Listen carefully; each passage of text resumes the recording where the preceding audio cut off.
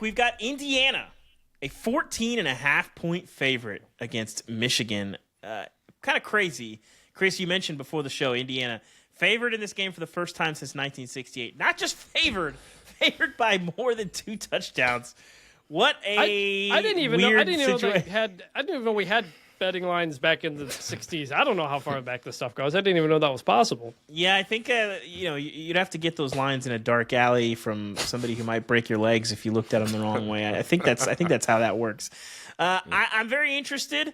I do think it's very funny that you're playing Michigan. You have the CFP chairman be Michigan's AD. We'll see if he's in the building for this one. I suspect yes. Damien, what's your feel for this game, and does Michigan have a shot to make this competitive?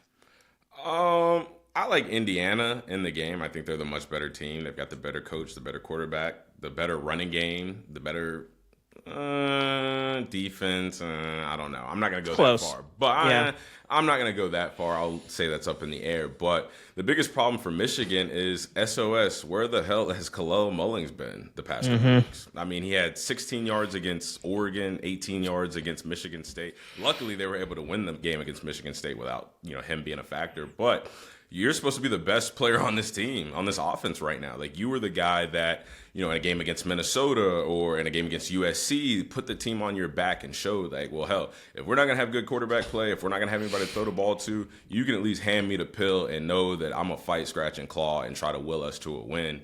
Well, when you put up 2 performances like that in the past couple weeks and, your season is basically just hanging on how you finish these last couple games, like, brother, you got to be a factor. You got to be, I need more. And that's going to be the only way that Michigan stands a chance. Like, they need a big, dominant performance from Kalel Mullings. And he's going to need some help from Donovan Edwards. Hell, even getting Alex Orji in there to run the ball a little bit. But That's what Michigan is. That's what Michigan does. Like, they pound the football. And when they can't do that effectively, we see what the results of their team is. I just think when you don't have a passing game that anybody respects and has any kind of needing to account for, There's been a problem for Michigan. It's going to be a problem against Indiana, who can probably slow that running game down with 5, 6, 7 guys. Chris, what's your feel for this game? Well, not only are they favored for the first time since 1968, Indiana is 1-28 against Michigan in the last 29 games. And that only win was, again, the weird 2020 season that was kind of just unusual for everybody. Like, Indiana never wins these games. They haven't beaten Ohio State in decades, and that's who they've got coming up next. Like, this is the moment. This is the test. David, you said on our ranking show, if Indiana had Ohio State on their helmet, they'd be ranked higher than where they are. I think part of that is because they haven't beaten like a big name program yet.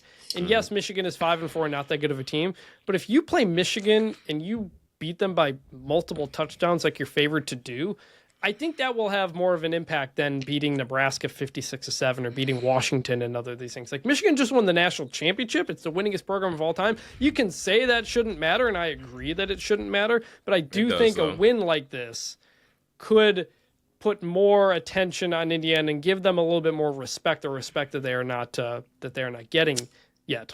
Which name program did Penn State beat? Are we counting USC? Yeah, I am.